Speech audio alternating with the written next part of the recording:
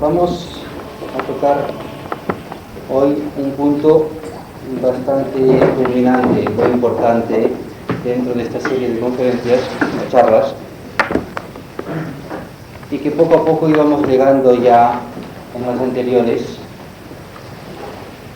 y que hoy vamos a reunir toda una serie de conceptos que se han ido dando poco a poco.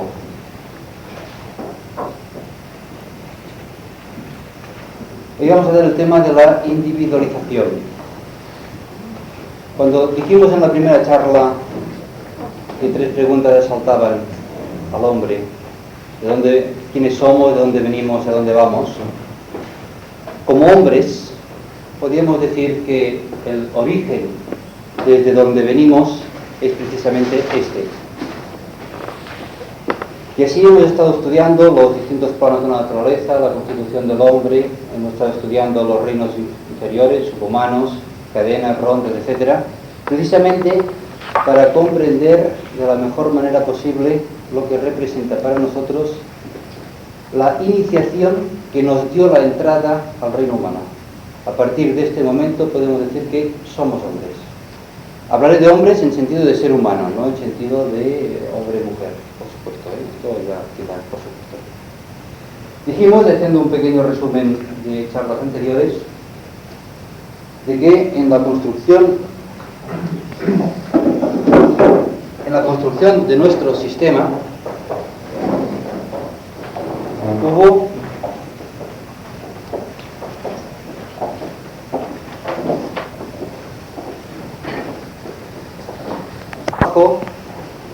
de los 3 señores de rayo, y dibujamos el señor de nuestro universo, el logo solar, por el triángulo, en sus 3 aspectos, segundo y tercero. Vamos a dibujar aquí una serie de planos. Sería el plano monádico, átmico, búdico, mental abstracto, mental concreto, astral y físico. Más o menos una serie de divisiones. Como estos son los 7 planos de nuestro universo. Entonces, ¿cómo se creó nuestro universo? Ya lo dijimos. Primero actuó el tercer logos, el aspecto de Espíritu Santo, el Dios Madre, el aspecto constructor. Y este realizó 2. Es la primera emanación, que es doble. Fue descendiendo y fue construyendo en su primer aspecto los átomos de todos los planos, plano monádico, átmico, etcétera, etcétera. En su segundo aspecto construyó las moléculas. Aquí tenemos en esta primera emanación que está construido nuestro sistema solar. Los átomos son los primeros subplanos de cada plano y las moléculas son todos los demás subplanos de cada plano, del segundo al séptimo. Luego vino, con el segundo color, la segunda emanación. La segunda emanación estuvo a cargo del segundo logos. ¿Qué hizo? Las moléculas y los átomos de cada plano los agrupó en formas. Y así fue descendiendo su conciencia, creando los sucesivos reinos. Aquí tenemos los 3 reinos elementales monádicos, los 3 reinos elementales, y aquí nos encontramos, cuando llegan aquí abajo, nos encontramos con el reino mineral. Luego pasa toda una cadena y avanzamos, cambiamos de color, y nos encontramos el reino vegetal y luego el reino animal. Hasta aquí llega. Vimos que el objetivo del reino mineral es la concretización, es el descenso a lo más profundo de la materia, y mediante la alquimia, mediante la transmutación, va consiguiendo la radiación, que es el objetivo de este reino. En este reino nos encontramos que las unidades de este reino están agrupadas en almas grupales. Poseen un cuerpo etérico no diferenciado, un cuerpo astral no diferenciado y un mental concreto no diferenciado. Pasan de reino, pasan al vegetal, y después de despertar un pétalo de su centro kundalínico, de su Muladhara, pasa al reino vegetal. Aquí el reino vegetal, al tener un cuerpo etérico diferenciado, ya son capaces de reproducirse, ya son capaces, a medida que van escalando subplanos del cuerpo etérico, son capaces de tener savia, son capaces de, en fin, de tener una vitalidad. Luego tienen un cuerpo, alcanzan un cuerpo astral diferenciado y pasan al reino animal. Aquí en el reino animal, mediante, aquí era la radiación, aquí la magnetización, radiación porque está regido por el primero y séptimo rayo. Aquí la magnetización en el reino vegetal porque está regido por el segundo, el cuarto y el sexto. Pasamos al reino animal. Estos son repasos, quizá por esto voy un poco rápido. Pasamos al reino animal. Aquí, mediante la experimentación, consigue lo que llamamos la transfusión, es decir, va creando un cuerpo etérico lo suficientemente estructurado para permitir posteriormente podríamos decir, un cuerpo etérico con sus canales de energía, con sus nadis, capaces de dar el sustrato para que luego el hombre tenga un sistema nervioso que le permita a la mente funcionar. Llegamos a este punto. En este punto nos encontramos, aquí llegamos y nos paramos cuando alcanzamos a tocar el tema de la individualización. Suponemos que hay un ente del reino animal que está lo suficientemente avanzado mediante la experimentación para ya atravesar esta frontera del reino humano. Tenemos la mónada, que desde el principio lanzó el sutratma o hilo de vida. En este sutratma engarzó en el plano átmico un átomo, en el plano búdico un átomo, en el mental abstracto un átomo, en el mental concreto una molécula, en el astral un átomo y en el físico un átomo. Estos átomos son los átomos permanentes. Estos los mantiene unidos a la mónada durante toda la evolución. Aquí tenemos, bueno, esto voy a dibujarlo un poco mejor.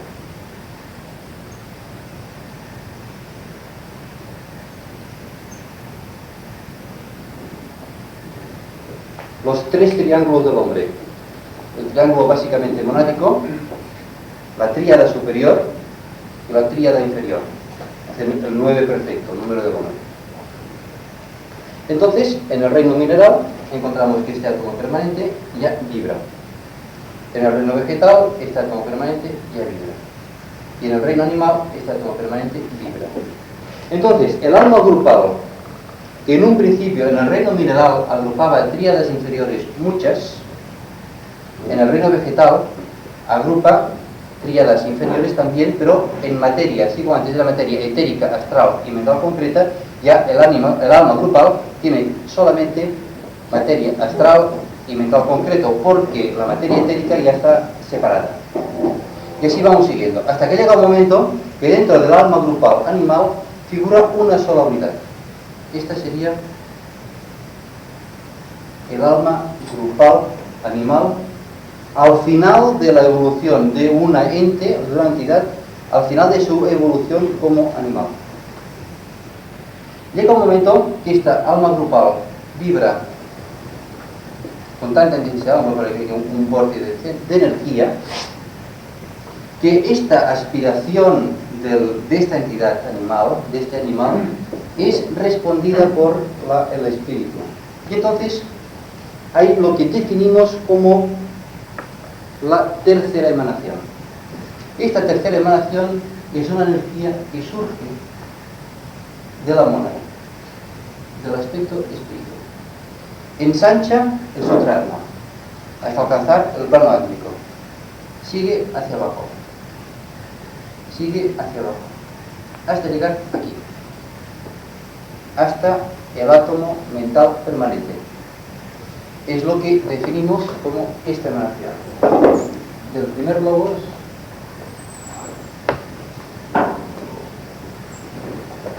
que llega hasta aquí. Es precisamente por esto que a las mónadas, al espíritu, al primer aspecto logoico, se le da un nombre en la literatura esotérica o más cristiana de espíritus virginales. Porque así como el tercer logos y el segundo logos podríamos decir que se sumergen hasta lo más profundo de la materia, hasta el plano físico, el primer aspecto, tercera emanación, baja solamente hasta el mental abstracto. Podemos decir que no se ensucia. Es precisamente esta tercera emanación la que, al llegar al átomo permanente mental, produce otro vórtice de energía alrededor de este átomo permanente. Entonces se produce una especie de unión de estos dos vórtices, como si fuera una premonición de lo que más adelante será el Andakarana, unión de estos dos átomos, átomo mental permanente con unidad mental permanente, y entonces hay una transferencia de la materia que formaba el alma grupal, o los restos de materia que formaban el alma grupal, materia del... Aquí tenemos los planos, 1, 2 subplanos, 5, 6 y 7. Esta materia era del cuarto subplano del mental, del plano mental, pasa al tercer subplano del mental. Y entonces forma aquí un pequeño velo muy tenue, que en un principio es totalmente transparente por la acción del ángel solar, luego lo veremos con más detalle en otra charla. Y a este pequeño velo, o sea, aquí deja de estar aquí, para situarse alrededor del átomo mental permanente, y esto es lo que denominamos el cuerpo causal. Y es en cierta forma el alma, en cierta forma. Hay tres cuerpos que son sintetizadores, y esto es interesante saberlo. Uno es el cuerpo físico, que sintetiza la personalidad. Otro es el cuerpo causal, que sintetiza la tríada inferior. Y luego tenemos, evidentemente, la monada, que sintetiza su propio aspecto, la monada. Este fenómeno se realiza de una forma natural. Es un proceso evolutivo. Es un proceso de evolución lógica. Es como si en un mar las olas son pequeñas. Hasta el momento que las olas es muy importante, hasta que atrae agua de una nube y se forma un canal de agua. Podemos decir que esto es la simbología oriental del proceso de individualización desde el punto de vista más tradicional, más oriental. Luego podemos ver este punto, este mismo proceso de la individualización, desde un punto de vista más esotérico, más profundo, más científico. Aquí existe, como hemos visto en otras ocasiones, un fenómeno de polaridad, un fenómeno de electricidad. Llega un momento que el aspecto materia se hace fuertemente negativo y el aspecto espíritu se hace fuertemente positivo. Entonces, por la atracción mutua, hay un ascenso de la energía propia del aspecto negativo. Sabemos que esta energía es la energía de Kundalini, que va regida por la ley de economía. Es el fuego de Kundalini. Aquí tenemos el fuego del espíritu, que es el fuego de Oat. Es el fuego de la materia y es el fuego del espíritu. Entonces, mediante este aspecto de polarización, se produce aquí un gran chispazo, una gran fusión de energía. Y como consecuencia de esta fusión se produce este cuerpo causal, que es el cuerpo que llaman el cuerpo de luz. Es precisamente bajo esta luz que el hombre inicia conscientemente a caminar en el sendero de retorno al Padre. Está volviendo al Padre. Lo que diferencia enormemente un animal de un ser humano es que el ser humano es consciente, el ser humano decide su propio objetivo. El ser humano posee ya el principio mental. Este principio mental que le hará dirigir su evolución de una forma consciente. Es capaz de aplicar la energía de la voluntad, del primer aspecto, cosa que un animal evoluciona por, podríamos decir, por inercia, por instinto. Esto es lo que el hombre debería ser, dirigir su evolución, su camino de retorno hacia el Padre de una forma consciente, aplicando la voluntad y aplicando la inteligencia. Digo, debería ser porque la inmensa mayoría de la humanidad difiere poco todavía de lo animal. Es puramente instintivo, está regida totalmente por el plano astral y no utiliza la mente. Son aquellas entidades que en boca de los maestros hay una frase que dice que fueron individualizados demasiado pronto. Es decir, que todavía deberían estar en el reino animal. Pero el hecho es este. ¿Qué es lo que produce esta luz, este chispazo eléctrico? ¿Qué es lo más importante? Lo más importante es el aspecto conciencia. Es el aspecto, podríamos decir, autoconciencia. Es el aspecto mental que nos permite discriminar entre lo que yo soy y lo que yo no soy, entre el yo y el no yo, entre el bien y el mal. Esto es lo que difiere, básicamente, repito, lo que es un hombre de un animal, la capacidad de discernir entre lo que debe hacer y lo que no debe hacer. Luego, claro, esta libertad es relativa porque la libertad la da la ignorancia o la posibilidad de equivocarnos. Pero es así, experimentando, cómo se consigue reforzar este cuerpo causal. Cuando hablamos en principio del aspecto abstracto, vimos que por la experiencia física, por la experiencia emocional y por las ideas concretas, sacábamos la experiencia abstracta. Esta experiencia abstracta, vista clarividentemente a nivel mental abstracto, tiene forma, tiene su estructura.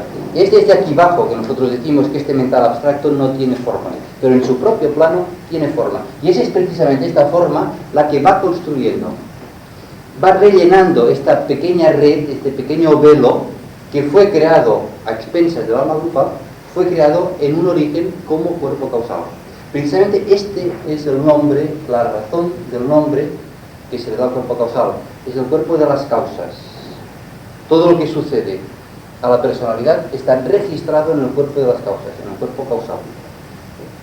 Es precisamente en este plano donde nos liberamos de los velos de la ilusión, de los velos de Maya, de los velos del espejismo y de la ilusión. Podríamos decir que este es el primer plano real. Todo lo demás es simplemente un campo de experimentación, una escuela para el cielo, o sea, para la unidad encarnante. Este proceso que he descrito hasta ahora es, o sea, el proceso evolutivo natural, sin interferencias externas. Hay la energía de la materia y la energía del espíritu, nada más. Este proceso es el proceso que se llevó a cabo en el primer Maha Manvantara, en el primer sistema solar. Es el sistema con el que fue individualizado nuestro logos planetario. Nuestro logos solar fue individualizado mucho antes. Luego, por la ley de asociación de números, sabemos que en nuestro primer sistema solar, es decir, en la primera encarnación de nuestro logos solar, el principio que se desarrolló fue este: la energía de la materia. Y es precisamente esta energía de la materia muy potente la que permite esta evolución, podríamos decir, este crecimiento espontáneo, a buscar la luz del espíritu. Luego, en este segundo sistema solar, este proceso de individualización fue llevado a cabo en la tercera cadena, en la cadena lunar. En la época que nosotros pertenecíamos, o sea, nuestras mónadas pertenecían al reino animal, y las que ya estaban preparadas para avanzar se individualizaron por este sistema, sin interferencias externas, utilizando el manas o la energía mental inherente a nuestro propio sistema solar. Es un manas que viene de Sirio y es el que vivifica el plano mental cósmico. Esto dio lugar a una serie de entidades humanas, que quizá más adelante el asunto es bastante complejo, que en cierta forma vienen ligadas al mal cósmico inherente a nuestra cadena. Solamente diré que de estos tres tipos de estas mónadas que se individualizaron en la cadena lunar, hubo tres tipos básicos. Unas que no estaban preparadas y por lo tanto no tienen el principio mental suficientemente arraigado, y esas deberán esperar a mitad de la próxima ronda para volver a tener una inyección, podríamos decir, de principio mental. Actualmente son razas próximas, podríamos decir, a las salvajes, los aborígenes, los australianos, una serie de razas de estas, y también están dentro de los monos, que no tuvieron suficiente potencia. Pasaron por la civilización, pero no como si no hubieran pasado. Luego hay una segunda parte de estas tres partes que sí asumieron totalmente este principio mental y actualmente son los adeptos, o sea, personas muy avanzadas dentro de nuestra evolución. Y luego hay una tercera parte que no quisieron encarnar en las 3,5 primeras rondas y forman toda una serie de razas rebeldes, razas que tienen extremadamente desarrollado el tercer principio, porque proceden de la cadena lunar y que dan bastantes conflictos a nuestra humanidad. El resto fuimos individualizados en la presente cadena. Concretamente, el momento de la individualización fue hace unos 18 y pico millones de años. El proceso de individualización fue distinto. Evidentemente existía la energía de la materia, evidentemente existía el fuego del espíritu,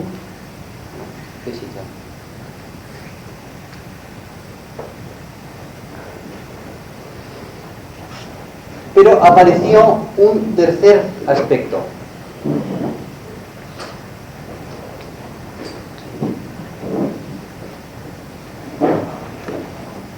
Así como hemos dicho que el manas logoico, o sea, la energía mental de nuestro sistema solar, procede de Sirio, la energía mental o manas planetario procede de las Pléyades a través de los 7 grandes rishis. El manas del hombre, o sea, el principio mental al hombre, procede del logos de la cadena de Venus. Entonces hubo, hace 18 millones de años, un gran triángulo cósmico que situó al logos del esquema de Venus en un aspecto positivo con relación al logos de nuestro esquema, al logos terrestre. Y un tercer aspecto actuó como sintetizador. No se dice claramente, pero se da a insinuar que podría ser el logos del esquema de Mercurio. Entonces circuló la energía de Kundalini de nuestro sistema solar a través de estos 3 centros y energetizó profundamente los animales que ya estaban más avanzados. estoy refiriendo hacia 18 millones de años. Entonces se produjo el ascenso de Kundalini y la fusión con la energía del espíritu. Pero aquí hubo un tercer aspecto, que es unas entidades procedentes del corazón del Sol, es decir, procedentes del plano mental cósmico, entidades llamadas Manasadevas, o sea, ángeles de la mente. También se llaman Agniespatas, o señores de la llama, o normalmente denominados ángeles solares. Este fenómeno de interferencia exterior en esta iniciación es parecida al papel que juega el hierofante en las iniciaciones posteriores. Es decir, mediante el cetro se dirige una cantidad de energía muy potente, energía del primer rayo, en este caso sería esta, hacia los vehículos del iniciado. Y es el hierofante el que se encarga de canalizar esta energía. Pero en este caso concreto, no solamente fue una acción externa de ida y vuelta, sino que estas entidades, estos ángeles solares, quedaron sumergidas dentro de este cuerpo causal. Lo vitalizaron y lo siguen vitalizando. Estas entidades son muy importantes porque desde hace 18 millones de años que nos acompañan en nuestra evolución. Tienen tres misiones principales que yo quisiera en otra charla hablarlas con más detalle. En primer lugar, son los intermediarios entre el aspecto de espíritu y el aspecto personalidad dentro de cada uno de nosotros. Como segundo aspecto, tienen por misión la construcción del cuerpo causal. No solamente en un principio, que vitalizaron, que construyeron la incipiente alma grupal que teníamos cada uno de nosotros, la vitalizaron con su propia radiación y le dieron su propia forma. El proceso de construcción del cuerpo causal es bastante complejo. Quizá más adelante lo hablaremos porque tiene sus pétalos, su joya, loto, etcétera, etcétera. Pero basta ahora en este momento, quizá como segunda de las misiones del ángel solar o Agnispata. Como tercera misión es canalizar el propósito divino. Los ángeles solares proceden del plano mental cósmico. En este plano es precisamente donde nuestro globo solar tiene grabado su propósito, su plan. ¿Qué es lo que va a ser este sistema solar? Entonces sirven de encadenamiento y proyectan este propósito divino aquí, en el tercer subplano del plano mental, no cósmico, sino ya solar.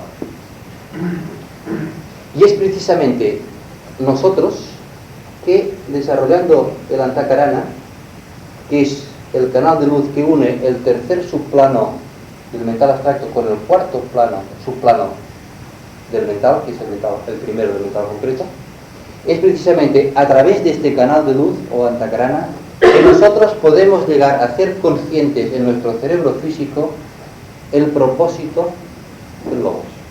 Esta es la tercera misión del ángel solar.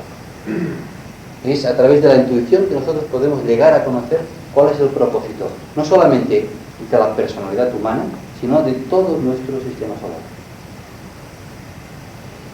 Este ángel solar es el que se denomina mitológicamente el Prometeo encadenado, porque viendo que los hombres andaban a oscuras, y aquí vale la comparación de la luz eléctrica que trajo este ángel solar, viendo que los hombres andaban a oscuras, robó la luz del Olimpo, es decir, del plano mental cósmico, y la trajo a los hombres. Y no solamente trajo la luz, sino que se encadenó a ellos para seguir nuestra evolución. Este es un punto que es interesante reflexionar y que me gustaría hablar de los ángeles solares con más extensión, ya que nuestro ángel solar, el propio, el individual, el de cada uno de nosotros, el que nos está dirigiendo la evolución desde hace 18 millones de años, es él, podríamos decir, el Cristo eterno. Cuando nosotros podríamos decir, desde un aspecto místico, esotérico o lo que sea, nos dirigimos hacia arriba, nuestro objetivo es el ángel solar. Hemos hablado mucho de los señores de rayo, de los lobos de las cadenas, de la ronda, etcétera, etcétera. Pero nuestro guía espiritual es el ángel solar. Es el que debemos gran admiración, gran respeto, gran amor por el inmenso sacrificio que él está haciendo. Ahora quizá, estos 10 minutos que quedan, me gustaría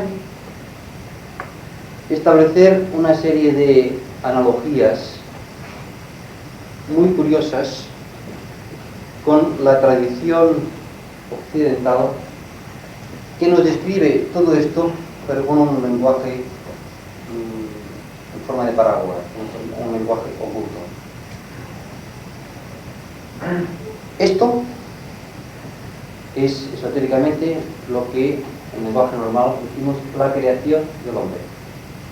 Y la creación del hombre en nuestra cultura está relatada, muy bien relatada, para quien tenga oídos para ver, para que al que sea capaz de ver, está relatada en el Génesis. Hay toda una serie de lenguaje simbólico que hace que unas personas vean una serpiente enroscada en un árbol y dos señores, o un señor y una señora comiéndose una manzana, se quede tan tranquilo, y el que sepa ver ve exactamente todo esto. En primer lugar, ¿qué es la individualización? Es la unión entre la materia y el espíritu. ¿Cómo simboliza la Biblia la materia? Tierra, el polvo del camino, el barro. ¿Cómo simboliza la mónada, el espíritu? Dijimos que la mónada era una chispa en la llama, era emanada de un señor de rayo, de una divinidad. ¿Qué es lo que emana Dios en la Biblia? El aliento. Entonces, la mónada es el nefesh, el aliento, el espíritu. Cuando una persona, en hebreo, cuando una persona se muere, se dice que pierde el nefesh, el aliento. Es decir, que el espíritu se va.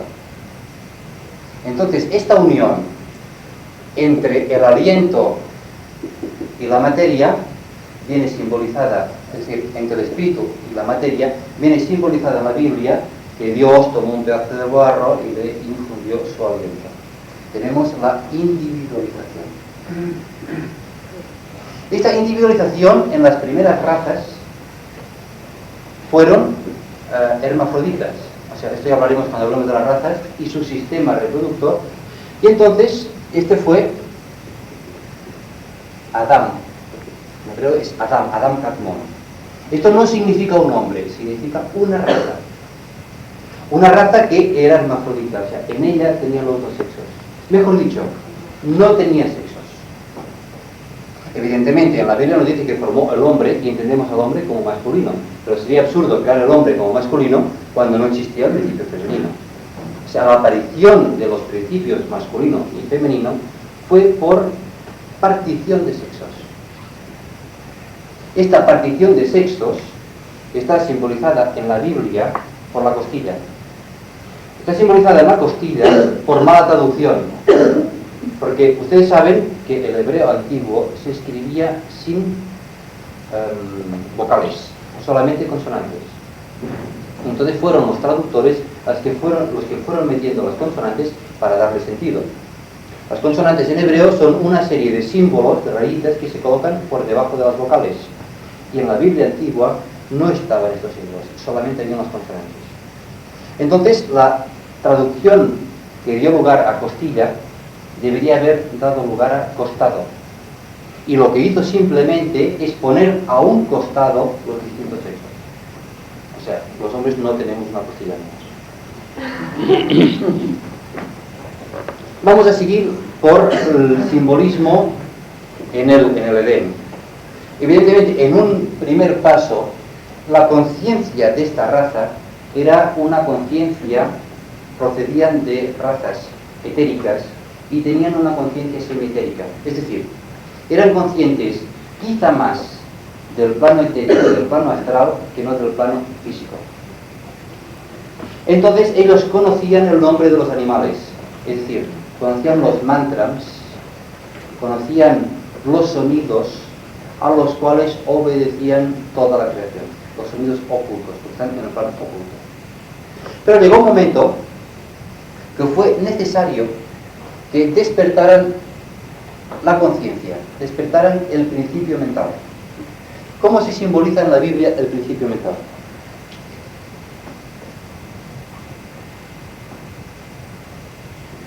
Tenemos en el paraíso el árbol del conocimiento.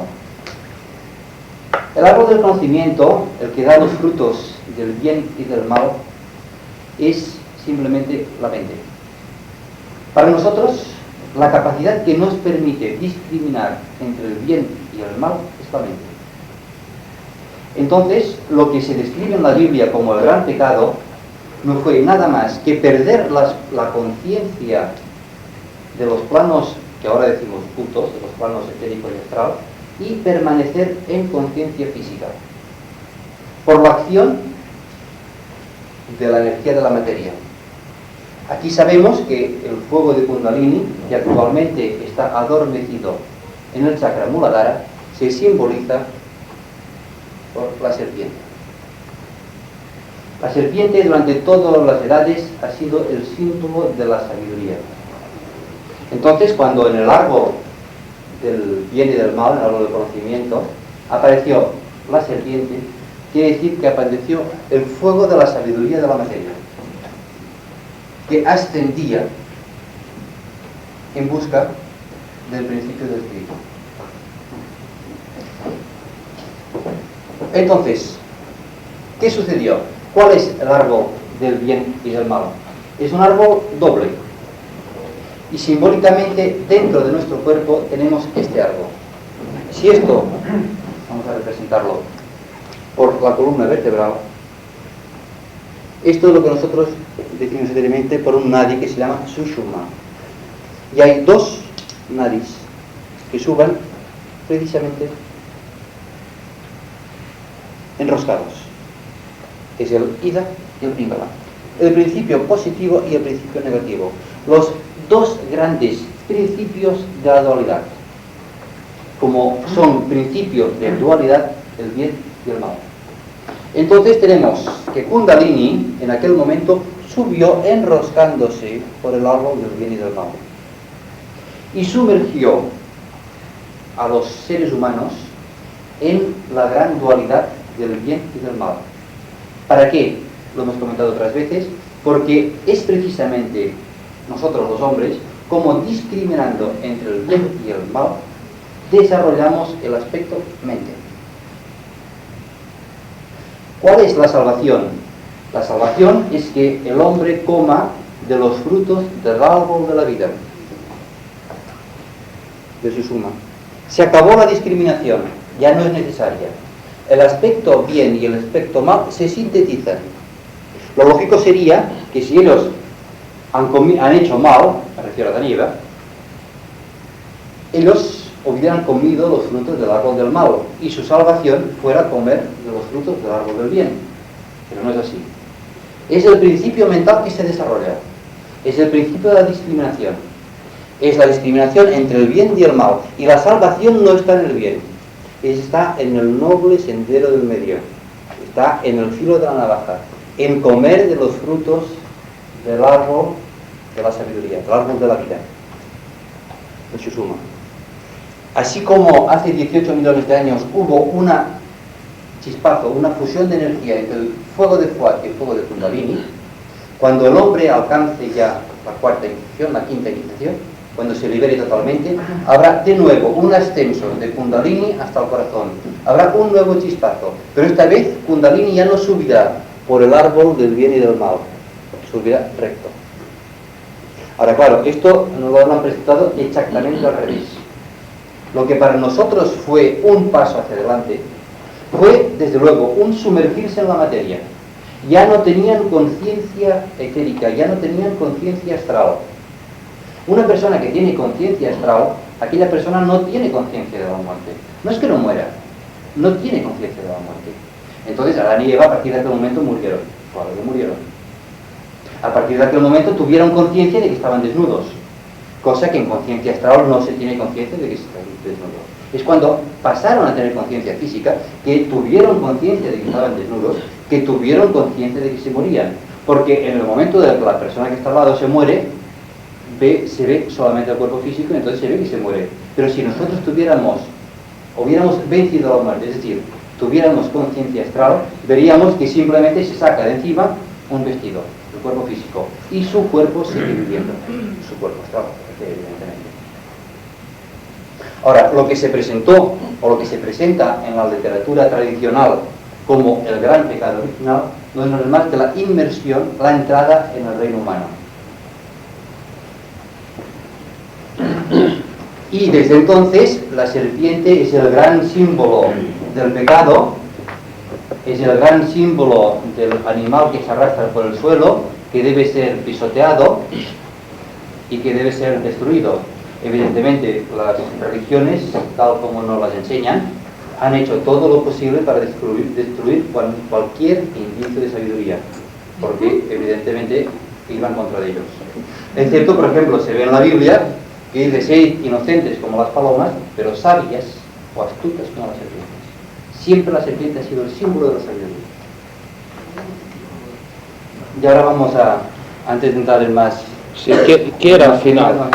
¿Qué era al final? ¿Una poma o una patata? ¿Qué? Preguntaremos a otra iglesia. Bueno, quería preguntarte una cosa, que seguramente lo has omitido por muy conocido, que es la creación precisamente de Adán. El barro es la unión de tierra y agua. Hacía falta cocinarlo para darle esta cohesión con el fuego, y entonces se le imprimió el aire, ¿no? El aliento, el aire, o sea, estos 4 elementos que dan precisamente... No, hay un punto que quizás me he olvidado, que es muy importante, y ahora, al decir que se me había olvidado una cosa, he entrado. En la simbología bíblica, el que nos saca del paraíso, el que nos impide comer de los frutos del conocimiento, es el ángel con la espada flamígera. Evidentemente ya sabes quién es, ¿no? Es el ángel solar. Es el eterno guardián que nos está, podríamos decir, nos sacó del paraíso, porque fue precisamente él el que nos confirió el principio mental. Entonces, en la Biblia se describe como el ángel con la espada de la llama. Los señores de la llama, el ángel solar, es precisamente esto, porque es un punto importante dentro de esta simbología, que el que, podríamos decir, nos priva, es decir, y no pueden comer del árbol de la vida, porque si no serían, el mendaje divino, ¿no? Que no coman del árbol divino del mal, porque entonces serían como dioses. Y evidentemente el hombre, cuando ya ha desarrollado plenamente la mente, podríamos decir que es como Dios. O sea, el ser como dioses es fruto de nuestra evolución. Por tanto, lo que hizo la serpiente no es nada más que ayudarnos a la evolución, ¿no? Adelante, esto que me queda... No, lo que quería decir era esto, que aquí en esta simbología se unían todos los elementos que componían de alguna manera el sustrato de aquel ser perfecto, Adán, que luego se podría entrar en la cabalística de la equivalencia, etc., ¿no? No digas ser, en todo caso sí, raza. Porque Adán es una raza. Bueno, como el nuevo Adán es el Cristo. El hombre nuevo. Tiene el hombre nuevo. El hombre nuevo. Exacto. Hace una simbología muy comparativa, muy perfecta entre el Adán y el Cristo.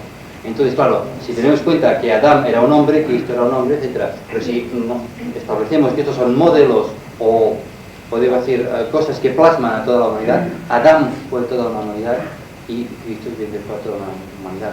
Como Caín y Abel, estos fueron distintas razas que se alimentaron del campo, que se alimentaron del pastoreo, etc. No es una persona, Abel, sino es una raza. Entonces es la lucha de la evolución de una raza contra otra raza. No es el asesinato del hombre. como Cristo es la raza, o sea, cuando nosotros alcancemos la liberación, Dios Cristo, o sea, no es una persona. Todas las historias se refieren a una persona, o hablan como si fuera una persona, pero quien sepa leer, sabrá que aquello se refiere a un proceso evolutivo. A un arquetipo que precisamente que da también cabalísticamente el 9, Adán. Bueno, el árbol de la vida en Kabbalah son los sefirot de estos. Luego, ya que empezamos por este tema, ¿nos podrías explicar, o sea, el otro día nos hiciste ver que había 4 puertas de individualización de los animales para que accedieran a romper este esquema y accedieran al reino humano? Entonces, ¿qué pasa? O sea, porque aparentemente solo los animales de tierra han podido acceder al generalato humano, por decirlo así, ¿no? ¿Qué pasa con los de aire y los de agua? Bueno, eso quisiera tocarlo cuando tocamos el reino débico. Es decir, puedo hablar concretamente de 4 animales de tierra, son 4 rayos, los que ahora, en este momento, están, podríamos decir, más cerca de la individualización, aunque no se individualizan por la sencilla razón de que a mitad de la raza atlante se cerró la puerta de la individualización. Primero, porque en el reino humano había demasiada gente, entonces frenaban la evolución cuando la raza humana no avanzaba y añadiendo más seres, donde habrán las energías necesarias para volver a entrar más individuos del reino animal en el reino humano. Hasta entonces la puerta de la individualización está cerrada. Ahora bien, volviendo a la pregunta, ¿qué pasa con los pájaros, etcétera, etcétera? Hay unas largas cadenas de distintos, los reptiles pasan a los mamíferos, en cambio hay otros tipos de reptiles anfibios que pasan a la vía de los peces y de las aves. En este planeta hay 7 humanidades distintas, entonces no todos los animales van a parar a nuestra humanidad. Concretamente, los pájaros pasan sin individualizarse a otro reino, que es un reino, digamos, de los elementales menores, que son el reino de las ondinas, de los gnomos, de los silfos, etc. Ahí no están individualizados todavía. Luego, cuando pasan este reino, entonces entran en el reino débico, en el reino de los ángeles, y entonces es cuando reciben la individualización. O sea, podríamos decir que ellos reciben la individualización más tarde que nosotros. Esto les representa para ellos menor sufrimiento, porque están más avanzados. O sea, ellos no tienen el lastre que tenemos nosotros tan fuerte del reino animal. O sea, nosotros estamos individualizados, pero muchísimas personas, incluso los veis y dices, este hace 4 generaciones, o 4 encarnaciones, este era un cerdo, un mono. Digo 4 en 18 millones de años me parece que ya más. Pero más que quizá por el aspecto físico, vemos que hay formas de actuar, incluso en nosotros mismos, hay muchos momentos del día en que nuestro principio mental no domina. Es el principio astral todavía que domina. Nuestro comportamiento es típicamente animal, sentido tan animal, ¿no? Pues es que llevamos mucho de animado. Quizá lo primero, antes de intentar ser superhombres, quizá lo que deberíamos hacer es ser hombres. En todos los momentos del día, ser hombres. Y entonces ya varíamos más adelante. Es curioso, perdón un segundo inciso, que en sánscrito hombre es Nara y Nara es serpiente. Nara es serpiente. Entonces, la evolución débica es mucho más lenta que nosotros, porque no tiene esta fricción. Porque esta fricción, el habernos dado la individualización antes, es, podemos decir, un experimento de logos para acelerar nuestra evolución. Pero claro, no se regala nada. Se acelera la evolución con mayor sufrimiento. Entonces, el reino humano es el reino de mayor sufrimiento, porque la fricción, el karma, lo definimos como fricción espíritu-materia, es mucho más fuerte. Es decir, cuando el alma intenta doblegar sus vehículos, es mucho más difícil, porque son mucho más pesados que lo que podría ser para un ángel. Por esto al ángel se le pinta con, o tiene también, aquellas alas que no son nada más que unas energías, porque básicamente su cuerpo es energía pura. Porque procede también hace mucho tiempo procede también de los pájaros y de los neurotransmisores. Esto, bueno, ahora lo que quisiera es que quizá más adelante, si hay tiempo, decir, bueno, pues vamos a hacer las líneas evolutivas de las serpientes, etcétera, etcétera, etcétera, entonces ver, y aquí también vemos, como inciso, que el hombre no procede del mono, sino podríamos decir que los hombres animales que estuvieron preparados para la civilización, unos se individualizaron y otros quizá no estaban preparados y siguen sus razas paralelas, pero no están individualizados. Poseen formas humanas, pero no son hombres. Como existieron también animales, es decir, hombres que poseían formas de animales. O sea, para la ciencia, separa un hombre de un animal por su forma. Esotéricamente hablando, separamos lo que es un hombre de un animal por su principio mental. Entonces vemos que hay seres con la apariencia de hombres, por ejemplo, los monos, pero no tienen principio mental. Hay ciertas razas, los esquimanos, etcétera, que tienen un principio mental incipiente y lo recibirán en mitad de la quinta ronda. Hay una serie de razas atrasadas. En unos 600 años aproximadamente estas razas deberán desaparecer y no volverán a encarnar hasta mitad de la próxima ronda.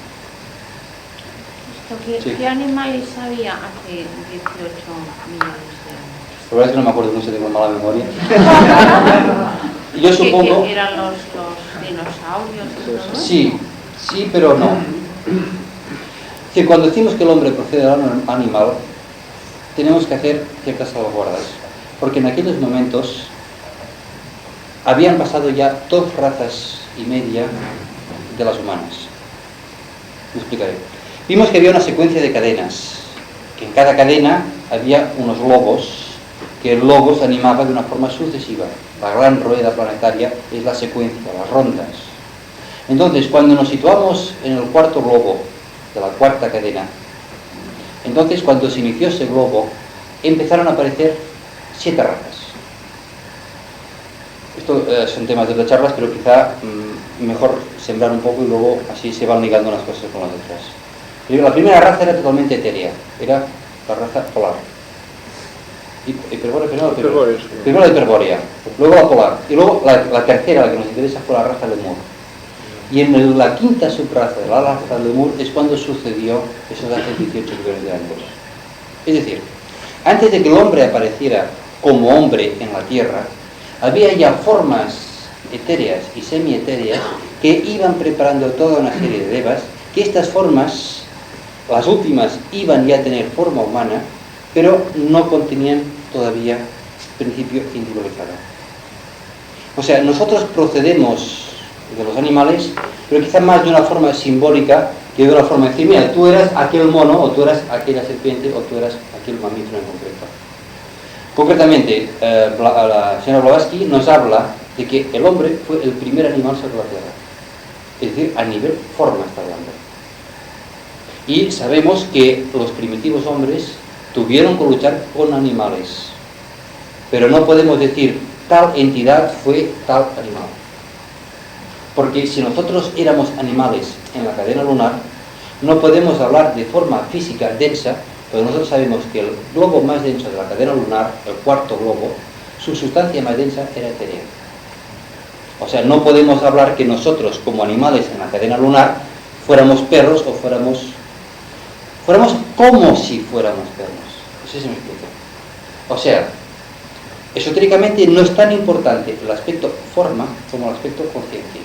Entonces, cuando yo digo que nosotros éramos animales en la cadena lunar, es que teníamos una estructura psicológica, un estado de conciencia parecido al que tienen los animales ahora. Ahora, es difícil saber qué formas teníamos nosotros en la cadena lunar. Porque aparte de que ni se comentan en los libros, ni tiene importancia. Porque yo quisiera siempre centrar el máximo de atención hacia el aspecto conciencia, que es lo que realmente evoluciona. La forma evoluciona, pero siempre va a rastras, podríamos decir, la forma del aspecto de conciencia. O sea, la forma evoluciona como consecuencia de la evolución de la conciencia, más que la conciencia evoluciona como consecuencia de la forma. No sé si me explico. O sea, hablar de una forma muy concreta, de si yo era un mono, yo era un tal, yo era un cual, es más genérico que no concreto, ¿no? Sí. Sobre esto que acabas de decir, tú dices que nosotros no procedemos de tal alma, pero ¿y la ballena? era un mamífero que vivía en la tierra. ¿Cómo que ahora vive en el mar? Es Bueno. una pequeña duda. Y otra que te la voy a hacer al mismo tiempo. ¿Cuántas curvas evolutivas tienen las serpientes? ¿Qué decimos? Empezamos por la ballena. Los animales tienen su alma grupal. Y entonces, dentro de su alma grupal están, podríamos decir, los destinos de toda una serie de individuos. La ballena no se pone como los animales que están, podríamos decir, acabando su evolución en el reino animal. Eso no quiere decir que las entidades que actualmente están evolucionando como ballenas, posteriormente evolucionen quizá, no sé, como delfines, que puede ser algo parecido y más evolucionado, y luego aparezcan quizá como otro animal. Eso explica, por ejemplo, que haya un grupo de ballenas en concreto que forman parte del mismo alma grupal que en un momento se suicidan. Por ejemplo, eso es el caso precisamente en esa especie. Pero ¿cómo es posible que haya 30 ballenas que de golpe o rato pues les da por suicidarse? Puede ser o una o dos. Si se lo da a las 30 es porque aquellas 30 unidades formaban parte de un alma grupal. Entonces, esta idea, podría decir, si vale la expresión, les vino a todas dentro de la misma alma grupal. Da un poco la idea de la magnitud del alma grupal. Por ejemplo, una bandada de pájaros, sabemos que como mínimo forma un alma grupal. Si no, un alma grupal puede formar muchas bandadas. Pero es curioso la forma de evolucionar de una bandada compuesta por cientos de pájaros que giran simultáneamente con una cosa matemática impresionante. Esto es que esotéricamente es una entidad, una alma grupal, la que se está manipulando, o sea, la que está manipulando toda una serie de cuerpos que nosotros vemos en el aire totalmente desligados uno del otro, pero internamente no lo están. Y luego, aquí las curvas evolutivas de la serpiente. ¿Cuántas curvas evolutivas tienen las serpientes? ¿Te refieres en el suelo? ¿Cuántas vueltas hace? No, a lo que la segunda pregunta que te Bueno, hizo. a ver, aquí hay que distinguir entre lo que simboliza la serpiente y la serpiente en sí. Lo que no quiero decir es que las serpientes sean inteligentes y sean sabias. Lo que quiero decir es que la serpiente simboliza la sabiduría, cosa que es distinta. Entonces, decir, no, como la serpiente es sabia, a mí no me va a morder, cuidado, no tengamos que dar aquí veneno o antiveneno a quien sea. Son símbolos que a través de las épocas, que algún aspecto quizá, puede ser que esta sabiduría de la materia, esta sabiduría conquistada en el sistema solar anterior, pudiera tener una forma que recordara a la serpiente, y entonces en todas las tradiciones venía simbolizada por la serpiente. Ahora, la forma serpentina que tiene es el fuego serpentino, ¿no? Las heces que se enroscan por la columna vertebral, pues la serpiente también se enrosca por el árbol. O sea, es esto. Pero esto no quiere decir que la serpiente en sí sea sabia, cuidado, es el símbolo de la sabiduría de la serpiente. Si analizáramos las cartas del tarot, pues culturalmente está saliendo la serpiente como símbolo de sabiduría. Como es el triángulo símbolo de la divinidad, y como hay cantidad de símbolos, no sé, o sea, pero hay cantidad de... Sí, me parece que aquí había otra más. Así que no estás de acuerdo con la evolución y la involución, o sí, con los animales. La evolución y la involución. Bueno, la involución, precisamente hecho bien en no. La involución es el sumergirse de la divinidad dentro de la materia. Que decimos involución porque aparentemente no es que vaya para atrás. Cuidado. Aparentemente va hacia abajo, hacia los planos más densos. Y nosotros lo comentamos como involución porque lo vemos porque estamos en el sendero de retorno a la casa del Padre. Ahora, este sendero de retorno no existiría si no hubiera ido el sendero de ida. Uno que uno va a buscar agua a la fuente y vuelve. Cuando vuelve no es que siempre va, lo que pasa es que va en sentido contrario el uno del otro. Así hablamos de los tres reinos involutivos, los reinos elementales como involutivos, y de los reinos de esencia monádica también como involutiva. Es desde nuestro punto de vista, es un criterio relativo. Así, por ejemplo, nuestro cuerpo astral, que está aquí, en el sendero involutivo, tiene como tendencia a ir hacia abajo. Entonces nosotros, como vamos hacia arriba, lo que hacemos es forzarle la vuelta, avanzar la evolución. Pero su camino natural es ir hacia abajo, es buscar la densificación de la materia. Pero también quiero hacer una pregunta, y como te has dicho, que a lo mejor la persona tiene cara de infinito. Yo digo que es que hay los animales, a menos digo los animales, si está de acuerdo o no, que son evolutivos, unos pues el perro, el gato, el elefante, Sí. y estos son evolutivos. Pues los monos, los pequeñitos, son involutivos, no te digo. Esto es Bueno, lo que yo digo. como animales, todos pertenecen, o podríamos decir que están aquí dentro, en el reino animal. Cuando hablo de que un animal o cualquier persona está en el sendero evolutivo, no me refiero a lo que haga, me refiero a lo que debe hacer. Es decir, podríamos decir que en este trozo de camino que está dentro del reino animal, aquí tenemos pues estos cuatro: el perro de segundo rayo, el gato de tercer rayo, el elefante de primer rayo y el caballo de sexto rayo, que son los que están más cerca. Pero esto no quiere decir que dentro de la gran mayoría, pues aquí a lo mejor pues encontramos una mosca, un mosquito o un microbio, no sé. Y aquí en medio pues encontremos, pues no sé, pues quizá unos reptiles, y aquí encontremos unos peces, y que la ballena esté aquí y el delfín quizá está más avanzado porque el principio de inteligencia está más desarrollado. Por ejemplo, dentro de los cuatro animales que están más desarrollados, el que desarrolla mejor el principio de inteligencia es el gato, porque el gato es de tercer rayo, que es el rayo de la inteligencia. En cambio, la devoción hacia el amo que tiene un caballo no la tiene ningún otro animal, y la fuerza de un elefante tampoco lo tiene otro animal. El primer rayo, el rayo del poder. En cambio, por ejemplo, para el hombre ha sido más difícil quizá domesticar en grandes masas el elefante, quizá no solamente por su tamaño evidentemente, sino porque un primer rayo cuesta mucho de dominar. Ahora, cuando un elefante es dócil, es tan elefante un caballo como puede ser un elefante, ¿no? Están en distintos pasos, pero en todo el reino hay una tendencia. Aquí la tendencia es inferior, es hacia densificarse. Aquí la tendencia es hacia.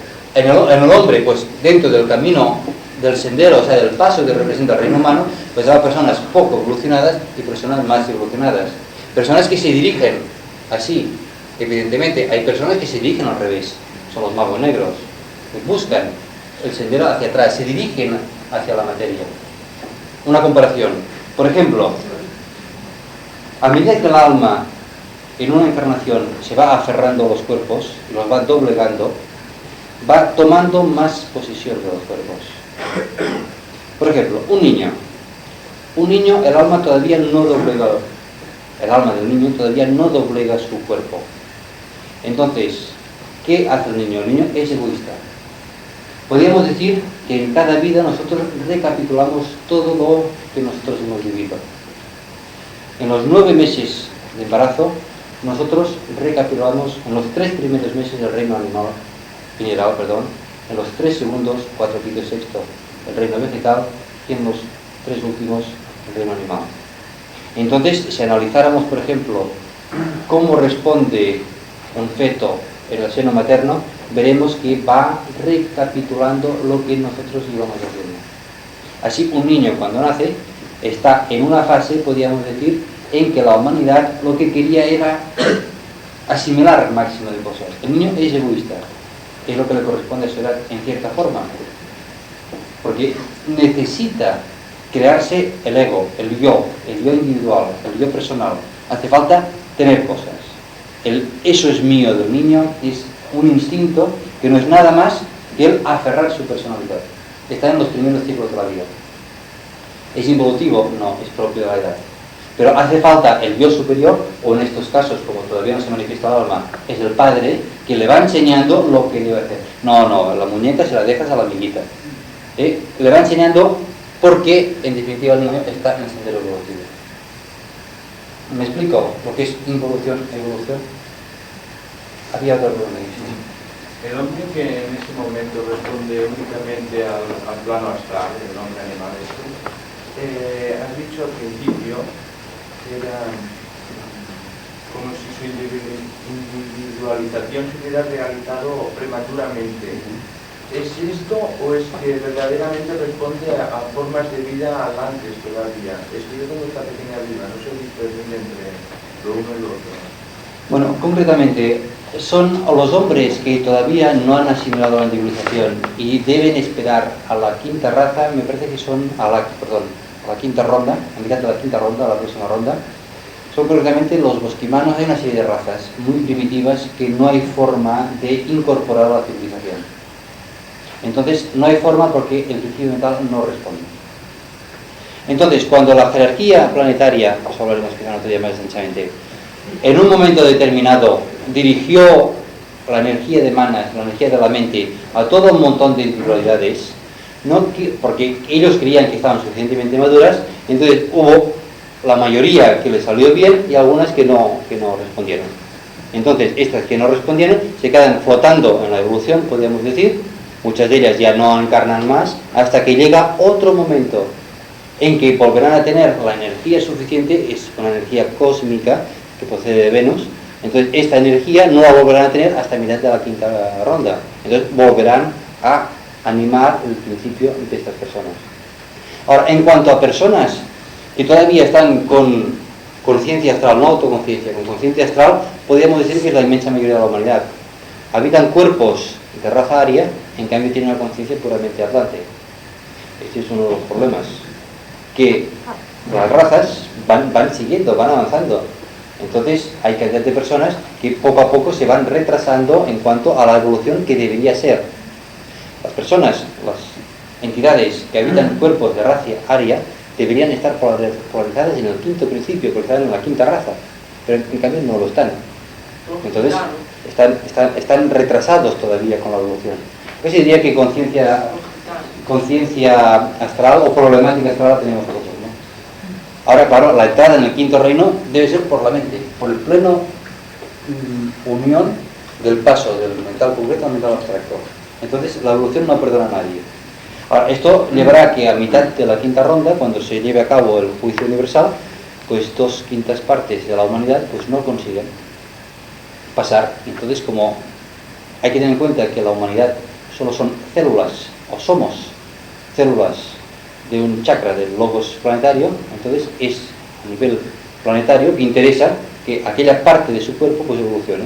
Entonces habrá unos cursos acelerados de verano, o lo que históricamente se llama una ronda interna, para que, claro, aquí no lo vemos desde el punto de vista de hombre, pues no funciona, pues anda, que se vaya, ¿no? Que se fastidie, no, es el grupo el que va adelante. Perdón, ¿el quinto reino? ¿Cuál es? El quinto reino, el egoico, el de las almas liberadas. Hablaremos de la jerarquía planetaria. Ya, es muy importante. O sea, vamos subiendo, ¿no?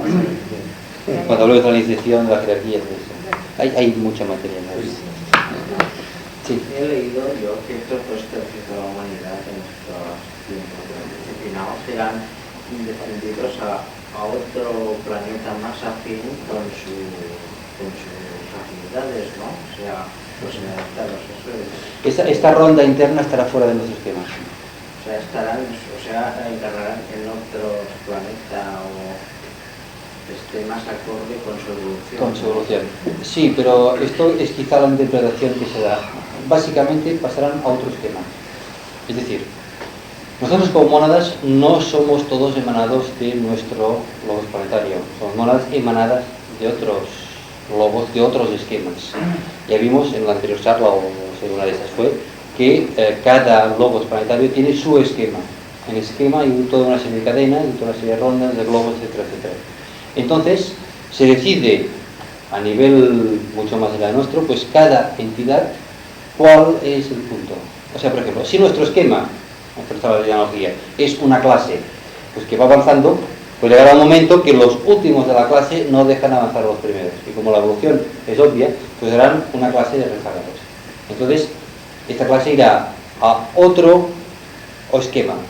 Ahora, este otro esquema, ¿qué será? Un esquema en que estén en una ronda anterior.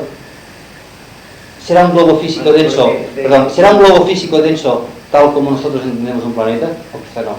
Nosotros entendemos la evolución simplemente como una cosa sólida. Y iremos a Venus, o iremos a la Luna, iremos a cualquier cosa.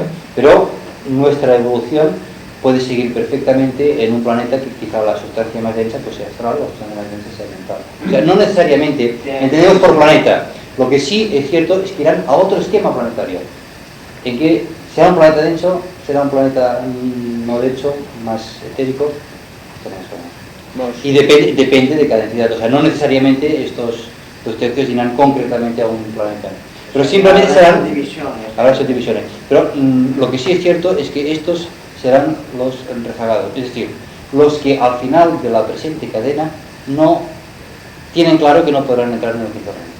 O sea, en cada cadena se avanza un reino, como mínimo.